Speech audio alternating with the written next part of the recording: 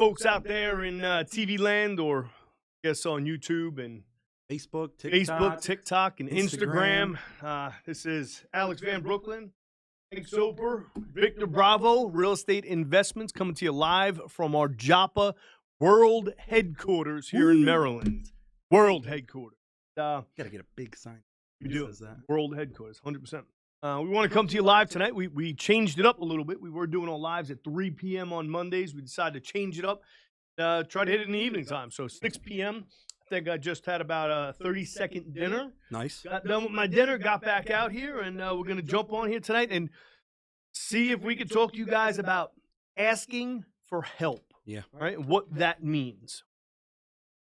So if you want to start us off, yeah, 100%. Let's roll right into it. We deal with this every day. You know, we get phone calls here from people that are, you know, kind of seeing what their options might be. You know, they're scared to just come right out and say it, to say, you know, hey, look, COVID hit me. You know, I lost my job. I entered into a forbearance. You know, my forbearance period's almost over. You know, what do I do? You know, I don't know who to talk to. I don't know who could possibly help me. And at the end of the day, that is the first start in able to get a little bit of clarity as to what you could possibly do to move forward. And it starts with asking for help, asking questions, and don't be scared to put yourself out there. You know, not just in scenarios of foreclosure, but, you know, if you're learning to get into real estate, if you're about to buy a house like Sean, congratulations, you got a house under contract. Yeah, let's take a pause. Let's give Sean a big shout out. So you guys, for anybody that's out there that's listening, hasn't met Sean, but Sean has been behind the mic, behind the cameras every time we go live. Anything you see on Facebook, man, that's Sean creating it. 100%. So Sean is super excited because he just dropped the contract on his first property, and he's going to be doing a house hack where he's going to be moving into the property, doing some work while he's in the property, renting a portion of it out, and then he'll have a good investment property whenever he decides to move on from there. Yeah, day so one, he should be walking in with $20 worth of equity. Could be good. You know, bought the property right. So, yeah, congratulations on that, and that's awesome. And it all started with Sean asking for help. 100%. You got to ask the question. What do I do? You know, I'm interested in buying a house. How do I get started? It really comes to, you know, asking people the right questions, because, hey, if I don't know the answer, guess what? Yep. You know, hey, I didn't know the right answer for this. Hey, guess what? Your real estate agent that we refer. So, you know, asking the right questions can. When we do this, instead of jumping into questions people are asking, why don't we talk about what happens when you don't? You just let status quo be and you just go with it. Yeah. What are some of the ramifications of, say, if you are on forbearance and you went into this wonderful program of forbearance over the last 18 months, you haven't paid your mortgage? What happens? Yeah. Well, sometimes it, you know, to where you get yourself in a position where you that last point, and you know, the bank says, hey, I'm not negotiating. You know, I gave you months and months to try to do something, do a deed in lieu, do a short sale. I'm not giving you the option. We're going into a foreclosure sale. It's already went through. So, you know, if you keep putting it off and you wait until the very last minute, lose it all. And what we've seen too is we've seen people that have taken guidance and advice from their barroom lawyers, you know, that they met at a bar and said, oh, yeah, this is what you should do. And this is how you can get around it, because it's okay. You know, the banks are going to forgive the forbearance. Because we had a guy that had like 20 properties that were all in forbearance. And he's a sophisticated investor as well. And he was absolutely banking on the fact that the government was going to go and forgive the forbearance. He's done. He spent 20 years building this portfolio. He's done. All his properties are crushed right now. He cannot get out from underneath them. The only way that we can move forward to help him out is by doing a short sale on the properties, which for him, it doesn't make sense, because then he loses his cash flow as well. Yeah. So he created he doesn't have the cash he needs. That's right. And he created that situation, whereas if a year ago, he could have came to us and said, hey, I'm in this situation. What the hell should I do? Keep paying your mortgage. Like, that's it. Keep paying your mortgage. Yeah. And if you don't, like, we're trying to provide answers for people that are in these situations. And 100%. And you know, you sat down, you put together a financial oh plan. man, You we essentially put some underwrote time into every that. Yep. single deal. If you rewind a year and a half, could you have said, "Hey, look, sure, I'm interested in buying all the properties, but at the end of the day, I think if you sell this property, this Right. property, and this property, you can get out, you can get back on track with your mortgages, and you should have still enough cash Yep. flow to live your life." Yep. And if he would have stepped up and said, "Hey, look, I don't know what to do," a year and a half ago, might not Yeah. be at this point. And honestly, too, that plan that I came up with, we didn't benefit from it. No, We weren't going to be able to buy the properties because it just didn't make sense. sure. The properties that he had to sell, he'd be able to sell those properties at retail value because they were in good shape, and there were a couple of them that he had a ton of equity in. No. And they just weren't. But yeah, the it's good just- it was equity a mess. ones were killed by the ones that were completely 100%. underwater and forgotten about it. Yep, 100%. So yeah, that's a great example. Now a good example of somebody proactive. I just got a call today, and it looks like we're going to be able to help these people out. We're going to be able to our favorite people ever, Miss Rebecca. Miss Rebecca. She's going to be able to take care of them. They're proactive. Hey, my mom just passed away about a month ago. She doesn't know what to do. The property's still in her name. There was no will. She has a car and bank accounts and all this stuff. What do I do? Yep. And as we can help her with the real estate aspect, but that's not the issue. It's okay. Well, can we refer you to this person that we know that can put the estate together to get a accounting of all the assets and the debts and the liabilities against the estate to keep your name away from it? She was thinking, oh, should I just transfer the property in my name? Looking at the numbers, it's upside down. Yep. Why would doesn't make sense? You're going shouldn't to take put that in your name? You're going to take on a burden. Put yourself that in a you can't handle. situation. Absolutely. And a lot of people don't realize it. They think that is what's supposed to happen because, again, Aunt Susie told them, "Oh, hey, when Mom dies, you're going to get the house, so you need to transfer that property into your name." That's not always the answer. In some cases, yes, it absolutely makes sense. Sure. But in a lot of cases, it does not make sense. So really, just get out there and ask the questions. And especially when we're talking about death, man, that's a rough situation because I've lost plenty of people in my life. What comes to mind when you lose somebody is not, oh, what do I do with the assets? How do I protect the liability of the assets? Because a lot of people never think about the liability aspect of it. Sure. Where, if you have an estate, especially if you have somebody that passed away and there's a significant amount of money in that estate, maybe not even in the real estate. Maybe the real property is upside down, but there is still liability on it. So that estate is liable for anything that happens in it. That property is sitting vacant. If somebody gets into that property, they step in it, they slip, they fall, they're suing the estate. Because if there's money in that estate, they can go after that estate and sue it. And that's a scary thought, man. Got to protect yourself. And a lot of these places, I mean, us in general it's free. Give us a call. If we can't help you out with, the property per se, and we can get you, in touch with somebody that might be able to provide a way forward, that was a free phone call. Yep. And, whether or not we're able to assist you or whether or not the referral that we give you works out, at the end of the day, there was no harm, no foul. There was no dollar amount that you had to pay. That was free information. Right. And what's better than free? That's right. Yep. Free can save you from thousands of dollars in mistakes, waiting too long, having a property foreclose on you, the other point, bad tenants. Oh man. What did we just do this weekend? I'm trying to block that out of my mind, but we dealt with a property this weekend and a huge learning lesson for us in the way forward that we would treat this situation from now on. Mm-hmm. And as part of the business is you have to learn as you grow. But I spent an absolutely inordinate amount of time going down to this property, working with they weren't even tenants. They were squatters. We had about 6 of them in the house. 2 original tenants on top of that. 2 original tenants that we also worked with. We got them set up in sustainable living outside of the home. And the other ones were just literally squatters that we had to deal with. And we went back and forth with for weeks. Money in their pocket. We got documents signed. We thought we were going to have to get them arrested. Knock on wood. Everything looks like it actually panned out. Mm-hmm. But the owner, the seller of the property, didn't know what to do.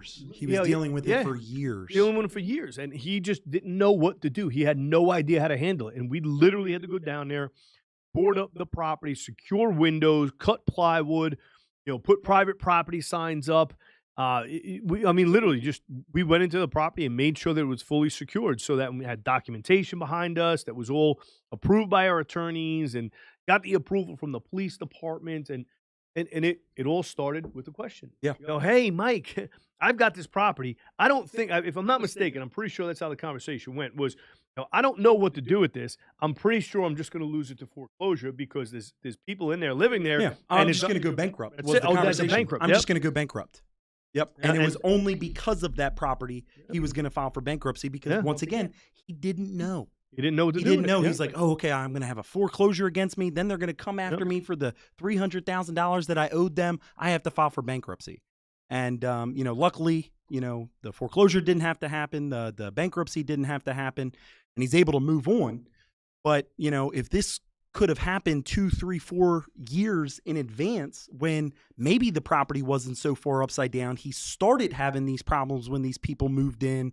And rather than trying to, negotiate with the squatter, which he tried to do, and the guy ended up moving more people in, it got progressively worse. Right. So, what do we got, Sean? You got anything? Any comments, questions? What do we got? Nothing. Nothing. What about on the people Nobody's on asking TikTok? for help. What about TikTok? My phone. Oh shit, my phone. I'm gonna go plug my phone in real quick. Yeah. So I encourage people on Facebook, Instagram, YouTube, wherever you're watching. If you are watching, how many people do we have on right now, Sean? Got 6 people. 6 people. Out of you 6, there's got to be a question that you might have, a situation, something that you're dealing with in a property that you're renovating, or have a contractor that you're dealing with, or just a question in general. Please feel free to ask it. If we don't know the answer, and that's one of the greatest things is, we don't always have the answer. However, we are not scared to ask for help. Alex had a breakfast a couple weeks ago, and that breakfast is going to turn into a relationship that we're going to be able to provide a lot more value to people, just from asking for help. Hey, we're about to get into this, and we're dealing with a lot of people that have properties with little to no equity. They need to move into senior living or senior care, whether it's independent or assisted, but they don't have that big $40,000, $50,000, $60,000 registration fee to get into one of these communities. And people just stop searching after that. They get, totally stressed out at that big number, when in reality, there's programs out there. There's government programs. There's grants out there that can, put all the different pieces together to get you into these communities. And, we can actually buy down your assets and make it get going on.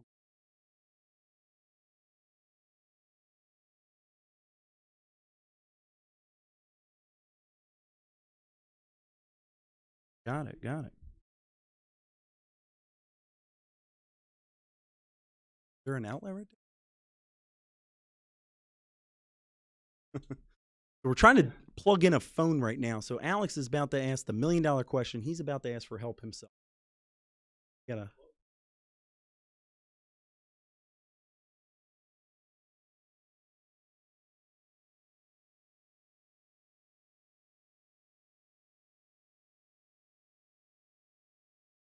No, I'm not at a loss. No.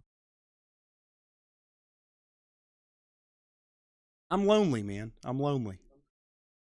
But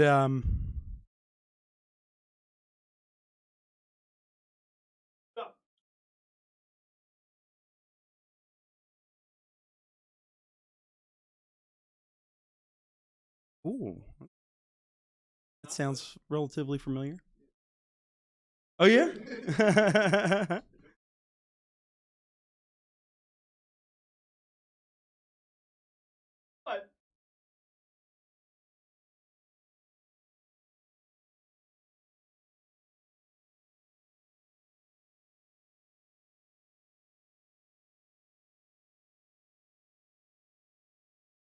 Oh, Nick, how you doing? Alex's mic is not on. We're saying what's up. How's everything going with that Dundalk property, man?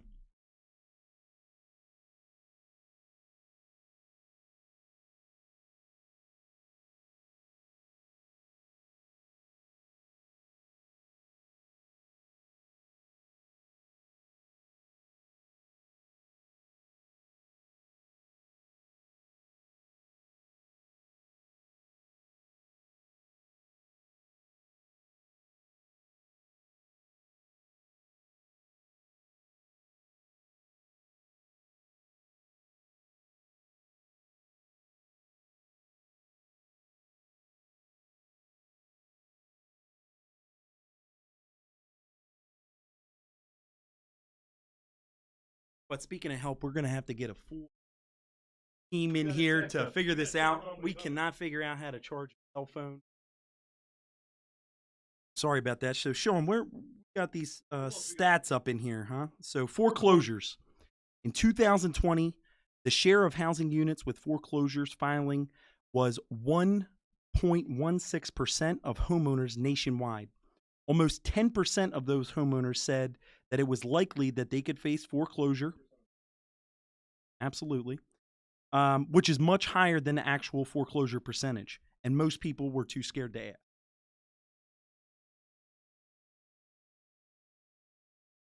Coming back on? TikTok that important?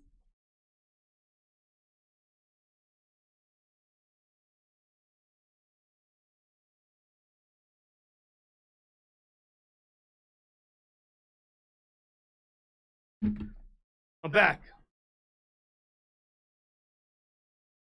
So what are we talking about? You know what? I don't like not seeing, because I like being able to, like, to me, doing a live, I want to be able to engage with whoever's on it. I don't care who's on it. When somebody pops up who's on, I want to be able to say, hey, what's up, Nick? And what questions you have? Because Nick has a wealth of knowledge. You know, he bought 30 some odd rental properties over the course of the last freaking year or two, something like that. Mm-hmm. So he's got a wealth of knowledge, man. And I'd love to be able to get him engaged in what we're saying. So that's it. What you got? Nothing much. Hey, look, at the end of the day, if What you're out questions there, do you have? Yeah.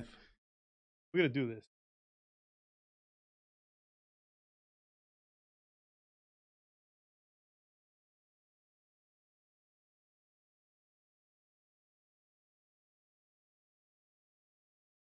All right. Boom. We're There we go. TikTok We're back. live We're now. back on We're TikTok. TikTok live now. That's what I'm talking about. All right, so now I feel better. See, I feel energized already now that we're back on TikTok live. TikTok. So Facebook, we're not getting enough engagement. Yeah, TikTok, look at you that, get 30 people, 50 people. Up here already, people. 70, 100 people already on TikTok. Oh my goodness. Everybody wants Facebook to know. is sleeping. You know, Where what you guys the hell, at, Facebook? Wake up. Damn algorithm on Facebook. No, but like legitimately, like this is an extremely important topic that we're talking about. Yeah, and I hate 100%. sitting here having TikTok on the side like this, but it is what it is. And the reality is too, like, ask for help.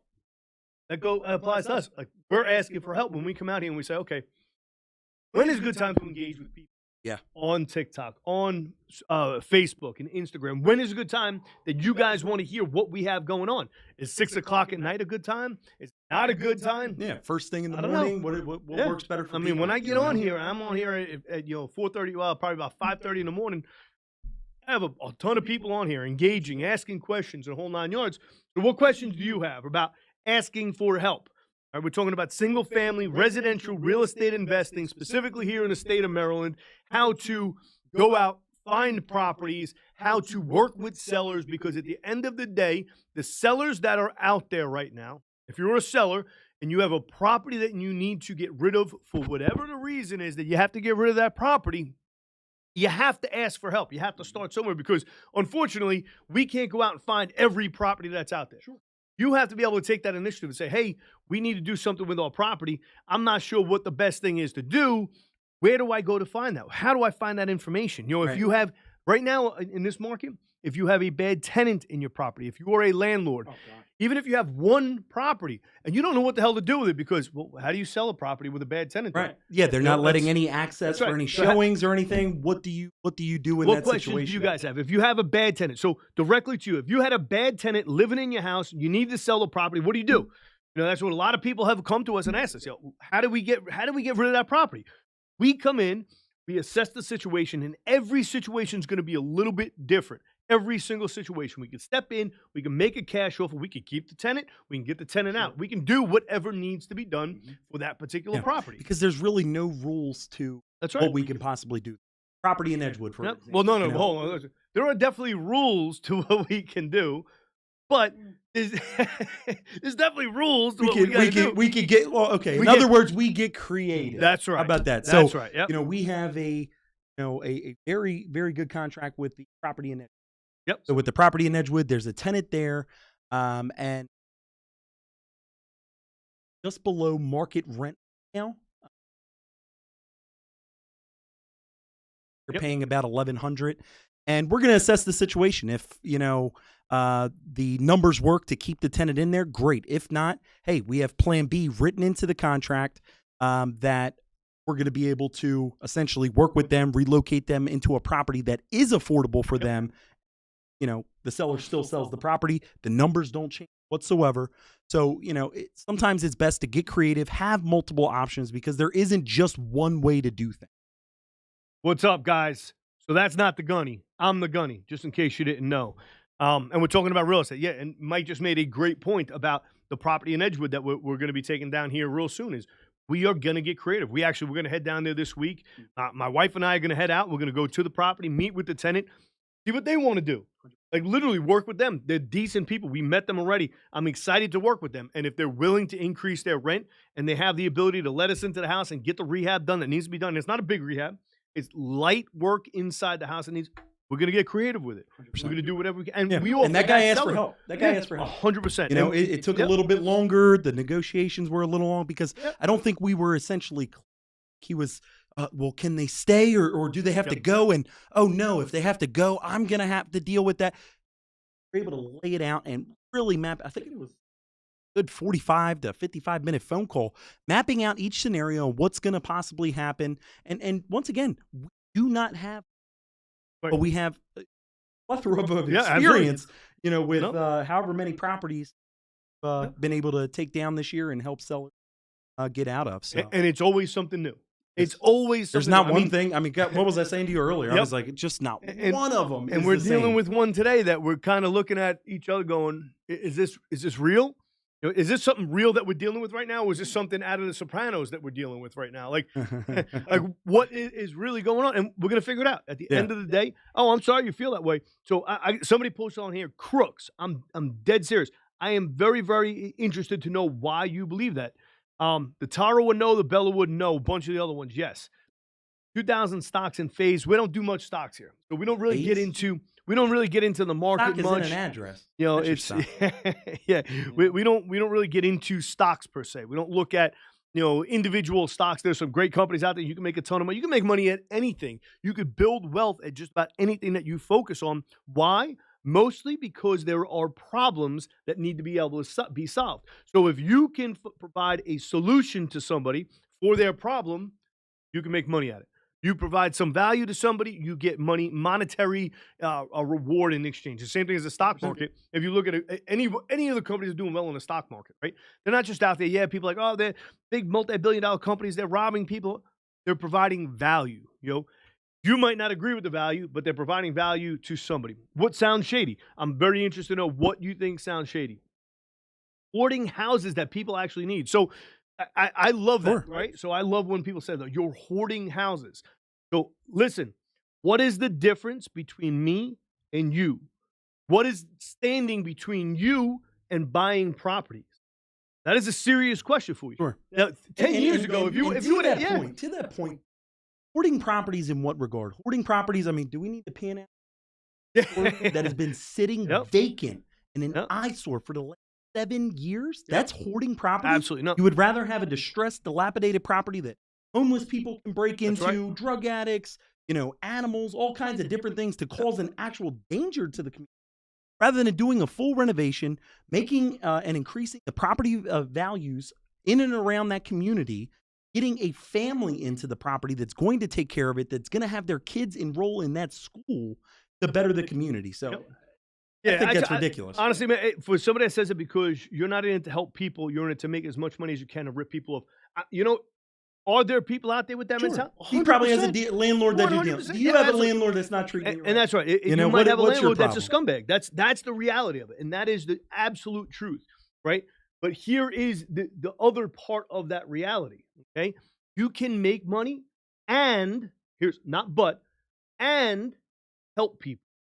That's a fact. Like, that's how the world works. You can make money and help people. And the more you can help people, the more money you can make. So you can own a property. The more money you make, the more people you can help. 100%. You can own a property with integrity, That's how we buy our property. That's how we do our marketing. That's how we run the business is with integrity first. So somebody else made a comment on a real good comment, asking questions, right? So young man, I can't tell, young man, woman on here, young person on here is asking about tax liens.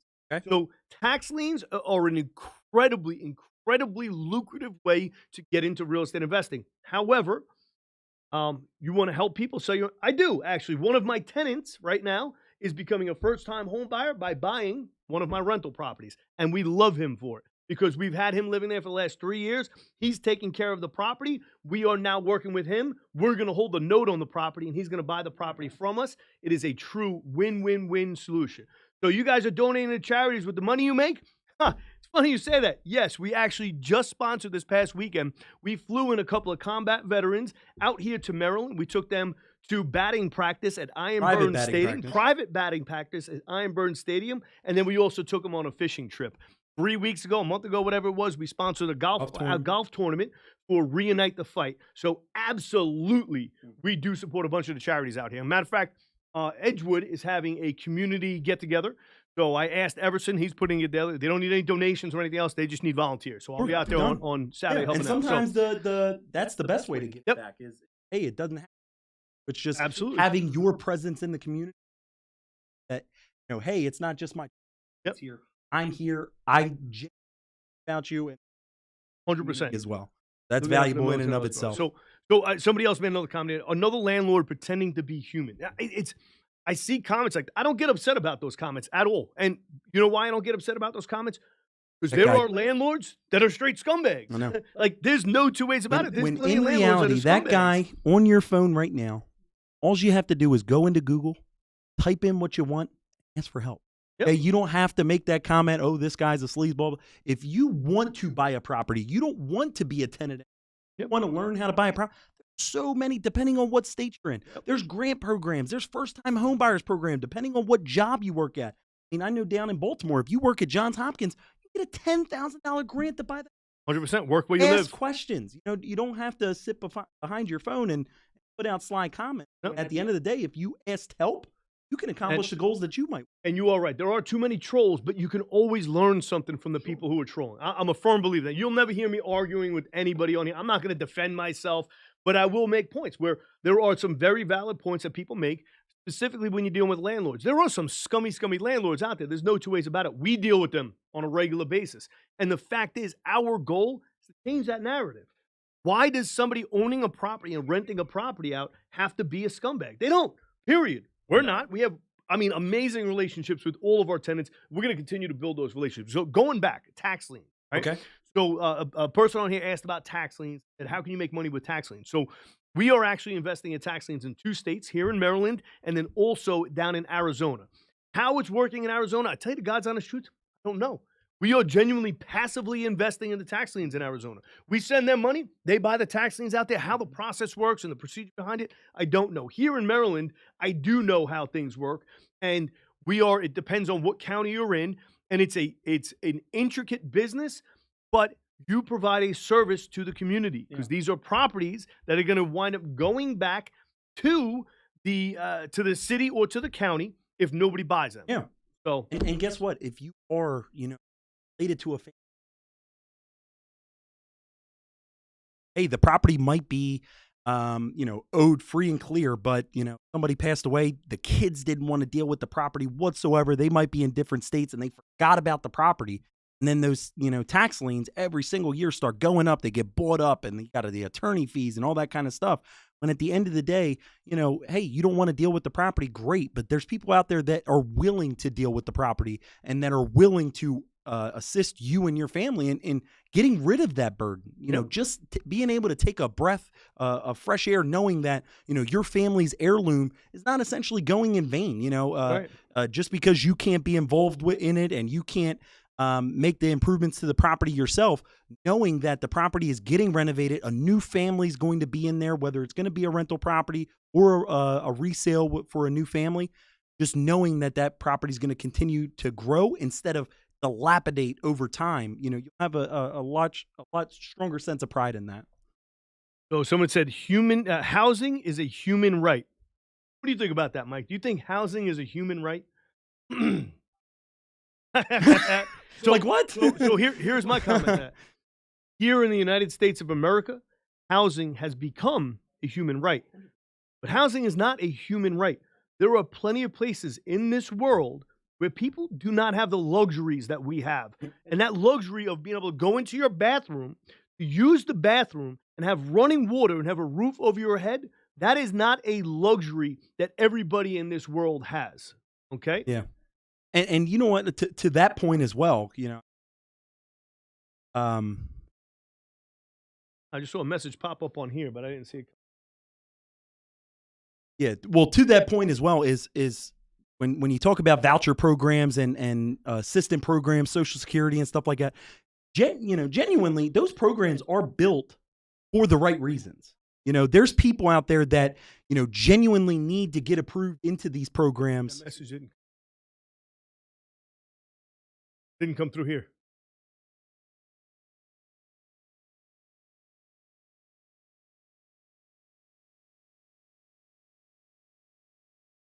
Yeah, technical difficulties again. Bear with us.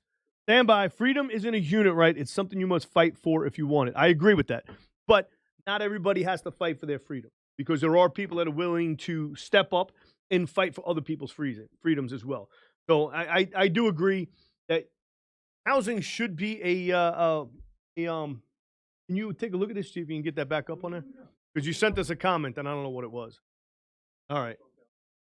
So yeah, capital gains. So somebody wants to know about capital gains. So capital gains and taxes are so intricate that I can't even pretend to get into exactly what they are. And then I'm going to come back to a question over here in a minute to what is real freedom. So I want to hit on that. I know we're way off topic, but I love this part of it. Like random freaking questions out there. So capital gains we're dealing with right now, trying to get towards the closure of 2021 for tax season.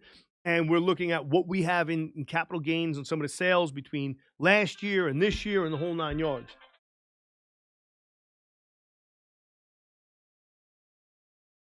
It was spam.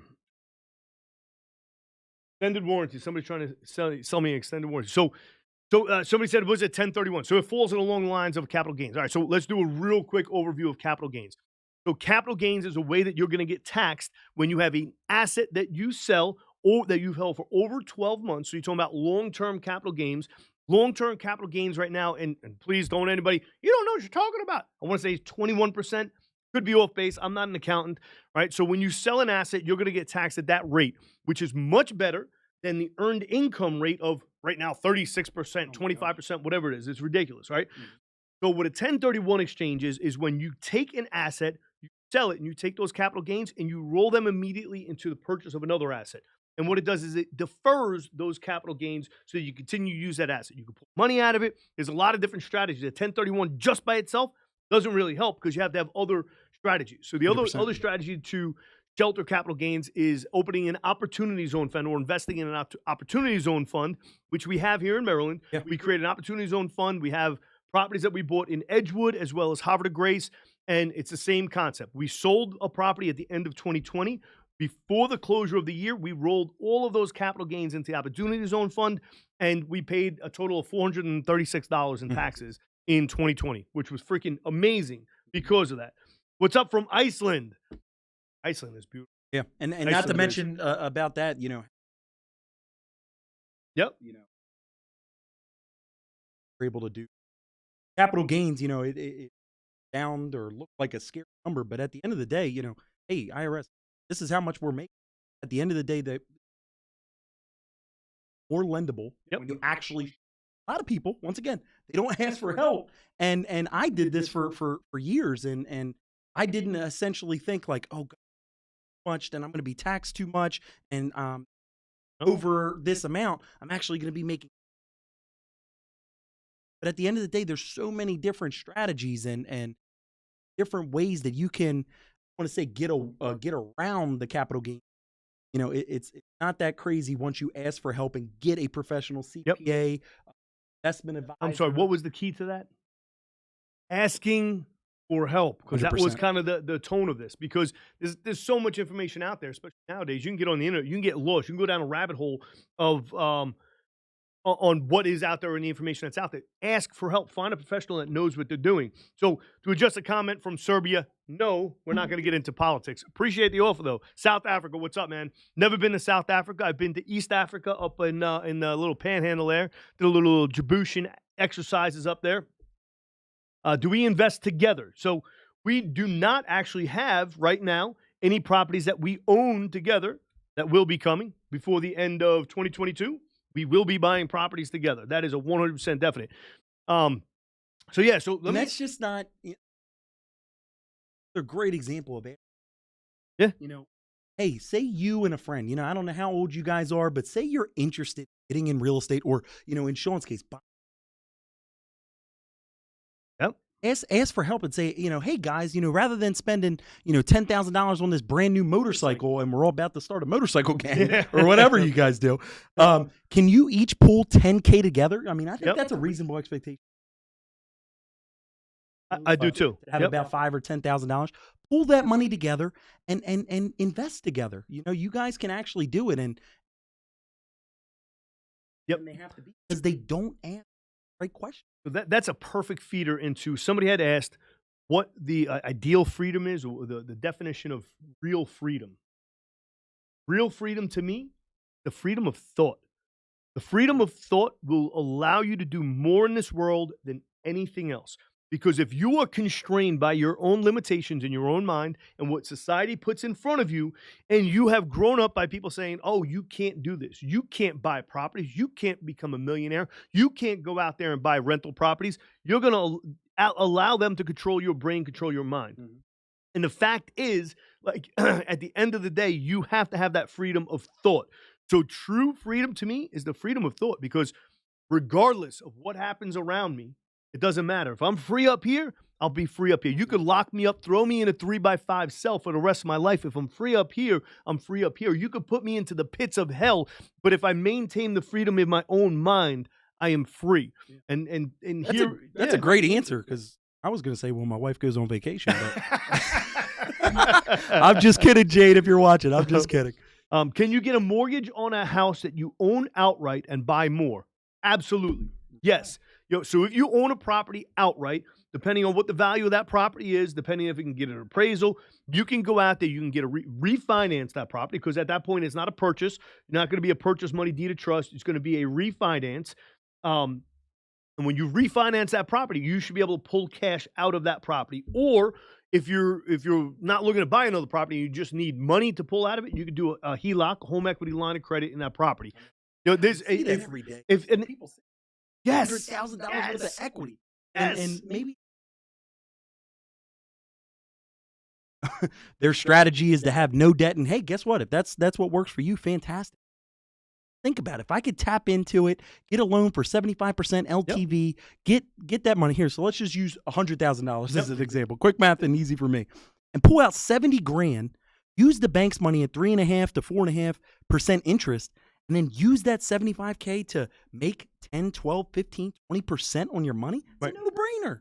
So a follow-up question to that. Same person asked, with a tax deed, or do I have to get a quiet deed? So neither one, really. So I think the question you're asked is, do you have to pay a transfer tax? So every state is different. Every municipality in every state is a little bit different. So depending on where you are. So the first question I would have for you is, what state are you in? What state you're in is going to depend on how you go about doing that refinance. So the quiet deed, the tax deed, I think what you're talking about is what you're going to want to paying to be able to file that mortgage on that property. Right? You don't have to transfer. That deed does not transfer. What you will do is you will encumber that property with a deed of trust, with a land installment contract, with whatever the mechanism is in your particular state. 99% chance is going to be a deed of trust. So that deed of trust is going to be tied to a promissory note that you're going to take out with that bank. And that deed of trust is what will get filed, and that will allow you to pull that money out of that property. Right? So boom, question asked, question answered. That's how on anything go, on man. Facebook. What do we got on the Book of Faces? You guys are the oh, thank you, man. Somebody said we're the greatest. Hey, look at this guy. We love you. Awesome. Love your mindset. Yep. I love how you're bringing positivity to in the world, and hopefully that translates back into your life. So we appreciate it. That's simple.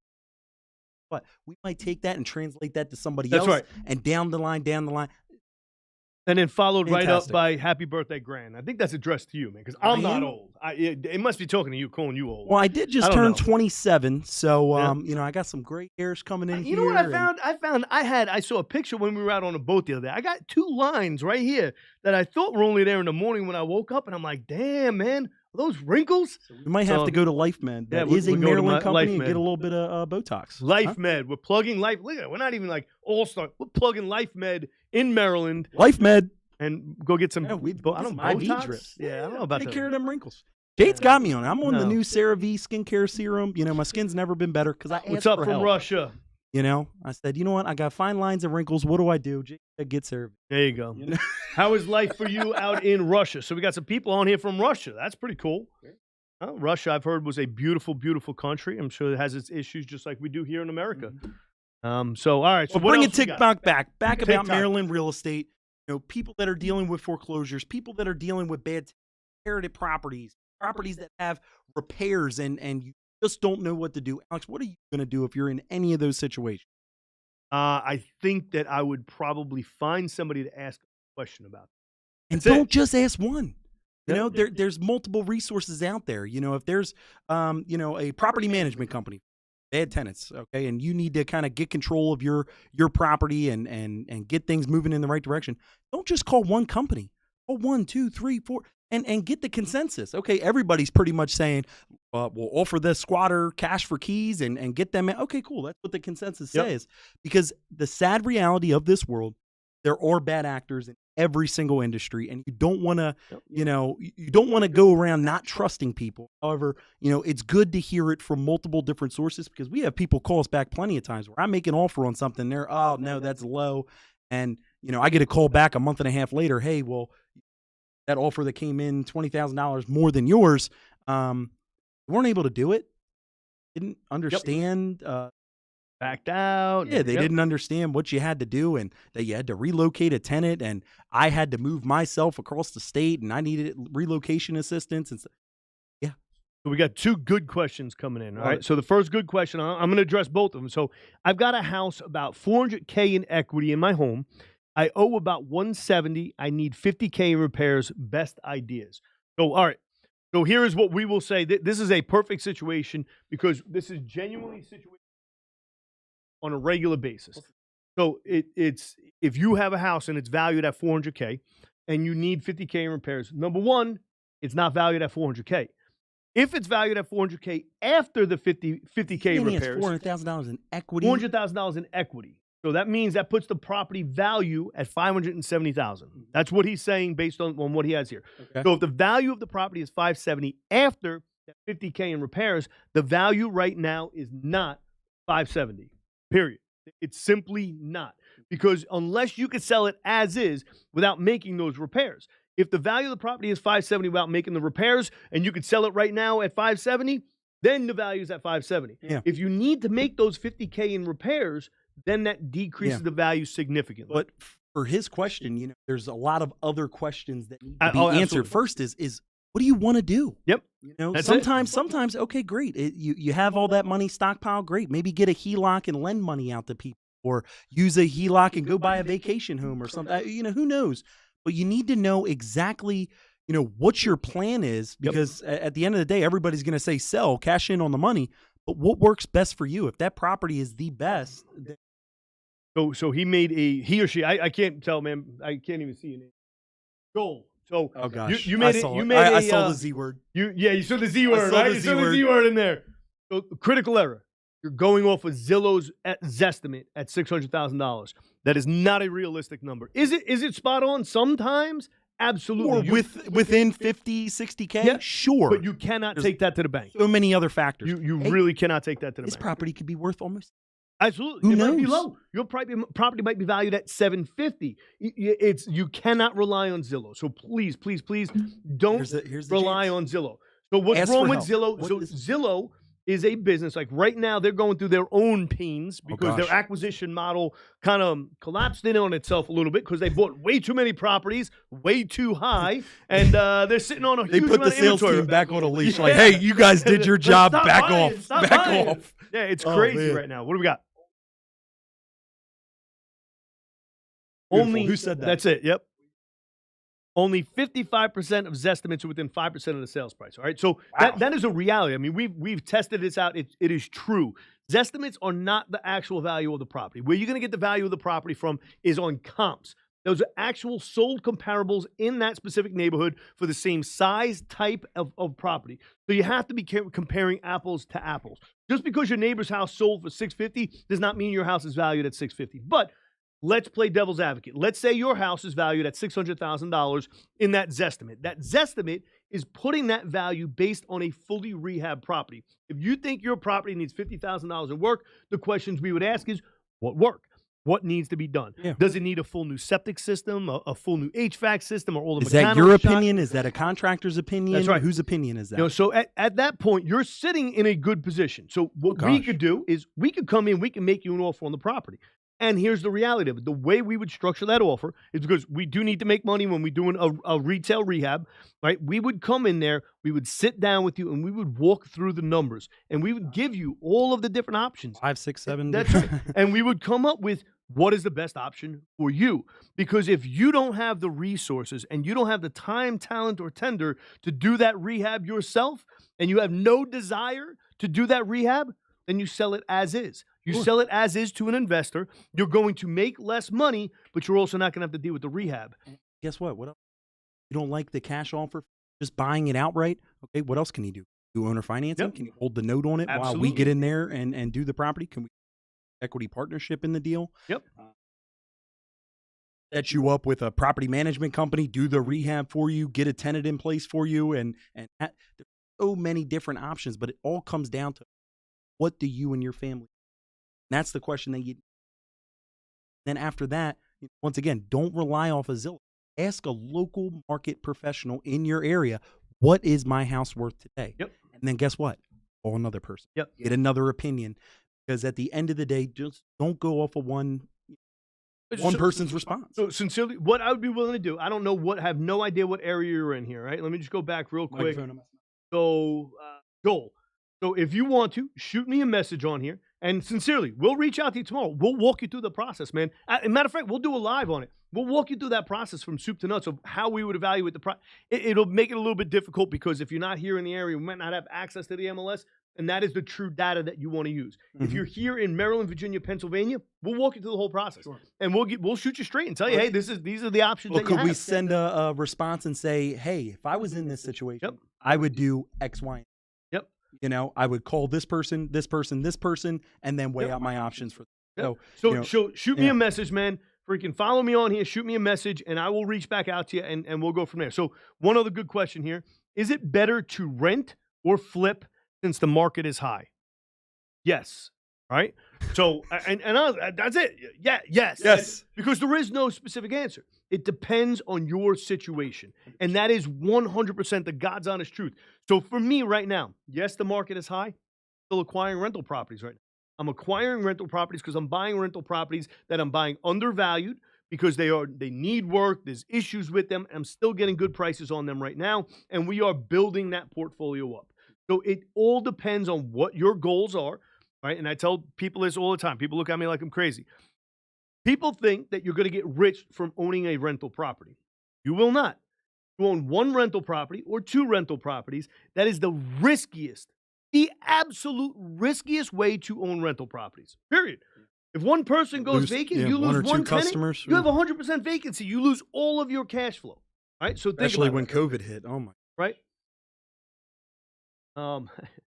Running a business is great also. I purchased a car wash for $45K, turned it into $3K a month after expense. 100%. Beautiful, man. Yep, business. Way to go. Yep, that's it. That's awesome. That's awesome. Man. That's beautiful. That's the American dream. Yeah. As far as I'm concerned, that is the American dream. It doesn't have to just. Yep. Again, real estate's not the end all be all. For us, that is what we like to do. That is where our future and for our families. That's the answer for us. Yeah, absolutely. And. But yeah, the car wash is, that is absolutely fantastic. And by the way, I'm going to translate here. Okay. We are in the state of Maryland and Mike is Maryland born and bred. Car wash. That's right. So the car wash has an R in it here in Maryland. It's called the car wash. All right. Don't worry about it, man. You can bust in a New York accent anytime you want. There's plenty there. Funny. You were thinking about selling used couches. Not really sure how to respond to that one. We're just gonna Look, we're gonna jump to the next one. I know when I see those kind of things, I think of the Gary V Sunday hustles, you know. And guess what? Look, if you don't have money saved up, Hey, maybe going to yard sales you can make money in and anything, finding man. a $2 baseball card, looking it up on eBay and selling it for $25. Hey, maybe that can help. So you know? this one just asked a good question. Can you do 1031 with tax lien? I have no idea. Honestly, I think the answer to that would be no. That would be my initial inclination to say no. I don't think you can do a 1031 exchange with tax liens, because with a tax lien, you're not buying a real asset. You are buying a lien on an asset. Can you buy the have to go through a long properties? process. Yeah, but I genuinely don't, and don't quote me on it because I'm not 100% sure. I'll look into it. I am inclined to say no, because there's usually like a 180-day period that you have to choose your property out, and that tax lien process can take a year, 2 years, something like that. So gas stations, there you go. Just don't even know where to start. So listen, man, I don't know where you are, right? But here's the God's honest truth. So I just had a conversation today with a large insurance broker here in Maryland that insures some of the folks that own Dunkin' Donuts, gas stations. They're in the process of buying a hotel, a lot of other facilities here in Maryland. So depending on where you are, there are tight-knit groups of individuals that own a large number of gas stations, Dunkin' Donuts, all different car washes. Reach out to them. Ask for help. Like, go to them. Yes, people think, oh, well, they're going to think I'm competition. You think anybody is really going to look at you as competition that is going out there and successfully moving their business forward? It's going to be adding to their business as well. Yeah. Find those business owners that are doing what you want to do. Sit down with them. Yeah. Bring value to them, however you can bring value to them, and then they will provide you value back. And don't spend your time without the competition, because guess what? The competition is not worried about you. Nope. And if you're spending all your time worrying about what they're doing, guess what? So, Mike, I think it has officially become that we went live on TikTok. Anyway, I like the engagement. You know, too. Facebook, you know. Hey, come on, Facebook, step it up. How many people we got on there? We got 5 people on Facebook, so that's 5 opportunities for a comment. Let's do it. Come on, who's on Facebook? Who do we got on there? What? It's my mom. This can even be engagement. You could say, hey, Mike, you know what? Nice black hoodie. Yep. I appreciate it. That is REI Black Book, baby. REI Black Book. So very, very nice meeting you out there. What was it, a month and a half ago? Okay, so clarity on the question from the 1031 exchange. So I got properties from tax liens, got the deed, so I'm thinking I could do a 1031 exchange. So I don't believe so, because if your name is already on the deeds, you already have the properties. You have to be very, very careful. There's going to be a third-party intermediary with that 1031 exchange, and everything has to go through them. So if you're interested in doing a 1031 exchange, and this is for anybody that's out there, you are going to have to find a third-party intermediary. 99% of the time, it's going to be an attorney that is very well-versed in doing 1031 exchanges. They will be able to answer your questions, all right? Because I'm not going to sit here and tell you, oh, yes or no, but that is who you should be looking for to ask that question to, is a specific 1031 attorney. So that's it. I think we are just. I thought that. Yeah, I thought that was great. I do. You know, people are like, hey, how many what's people up? are on TikTok? Right, it's only 4 right now, but 4 people. we But how many cycled comments? on and off throughout there. There was probably a total of, I don't even know how many though. There was a bunch of people that came on and off throughout. You know, some people had some good comments. Oh, by the way, somebody made a comment on here. I'm not sure exactly who. That Jesus loves us still. I'm happy with that. Yeah. That's it. Anybody else got any last minute questions? If not, we're gonna get this thing wrapped up. My wife is probably wondering where the hell I am. I gotta go home and rip out a cabinet and do some work at the house. So very good. All right, guys. Well, hey, thanks for tuning in. We went a little bit off today, but hey, guess what? We're gonna be back on Tuesday, 6 o'clock.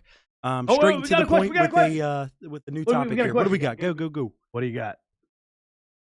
Oh, ask it. What is your question, John? Do the other guys have channels? By all means, they do. By all means, I am Real Estate Mike on TikTok at Real Estate Mike, and we have a Victor Bravo channel, Victor Bravo REI 100%. On TikTok, right? Yep. And that's awesome content. Yep. I think the other day I was there we video go to Kodak Black. Yeah, I was doing the one to Kodak Red.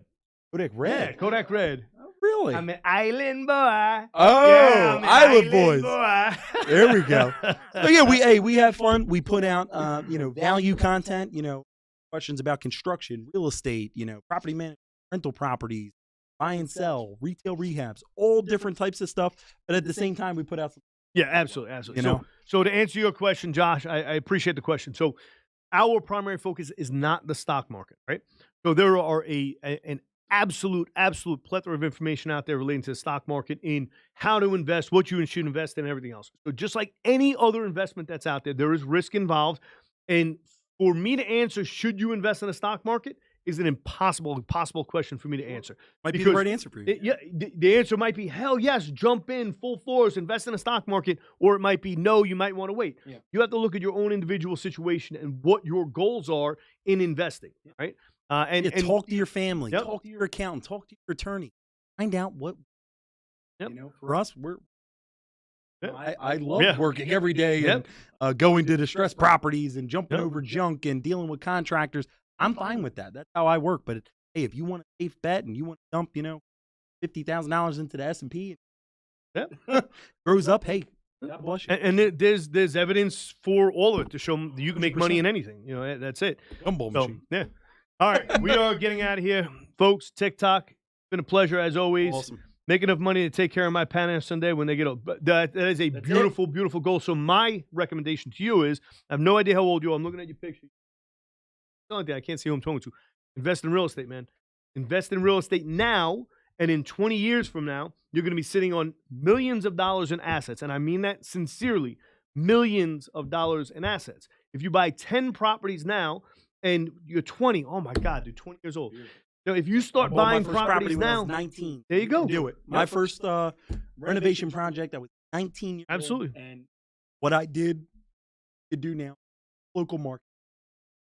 2 questions. For help, ask yourself the question, Why not me? why not me? Yep. So you could do it. Anything that we could possibly do, Gunny VB, Real Estate Mike, Victor Bravo REI, any questions that you leave them in a comment of a video, send a direct message. We'd love to try to guide you in the right direction for whatever that's worth. Bro, so tell you something, John. Wheelchair can flip house. 100%. Okay? 100%.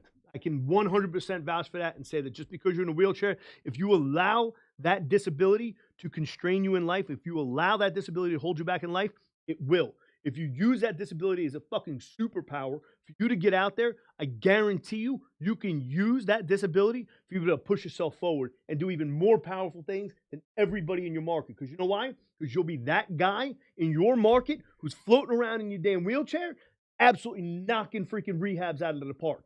And you will have people coming to you, falling over themselves to come to you with new properties because you're that guy. All right? So just keep that in mind. You guys have an amazing day. We'll talk to you on another day, maybe tomorrow morning.